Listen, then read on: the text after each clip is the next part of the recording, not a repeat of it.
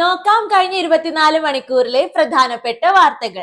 ഗാസയിൽ ഹമാസിനെ നശിപ്പിക്കുന്നത് തുടരുമെന്ന് ഇസ്രായേൽ പ്രതിരോധ മന്ത്രി ഇസ്രായേൽ കാറ്റ്സ്. ഹമാസിന്റെ ടണലുകൾ തകർക്കുമെന്നും ഗാസയിൽ നിരായുധീകരണം നടത്തുമെന്നും അദ്ദേഹം വ്യക്തമാക്കി.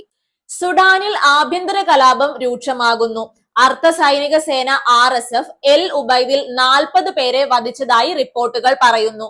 വെള്ളവും ഭക്ഷണവും ഇല്ലാതെ ജനം അലയുന്ന സാഹചര്യത്തിലാണ് RSF ആളുകളെ കൂട്ടക്കൊല ചെയ്യുന്നത്. ഹരിയാന നിയമസഭാ തിരഞ്ഞെടുപ്പിൽ വൻ വോട്ട് കൊള്ള നടന്നുവെന്ന് ആരോപിച്ച് രാഹുൽ ഗാന്ധി ഒരു ബ്രസീലിയൻ മോഡലിന്റെ ഫോട്ടോ ഉപയോഗിച്ച് 22 തവണ പല പേരുകളിലായി വോട്ട് ചെയ്തെന്ന് അദ്ദേഹം വ്യക്തമാക്കി. ഇസ്രോയും നാസയും ചേർന്ന് നടപ്പാക്കുന്ന പങ്കാളിത്ത ഉപഗ്രഹ ദൗത്യമായ നിസാർ നവംബർ 7 മുതൽ ഓപ്പറേഷനിലാകും. ഇതുവരെ നിർമ്മിതമായതിൽ വെച്ച് ഏറ്റവും ചിലവേറിയ എർത്ത് ഒബ്സർവേഷൻ സാറ്റലൈറ്റ് ആകും Nisar. Follow for more such content.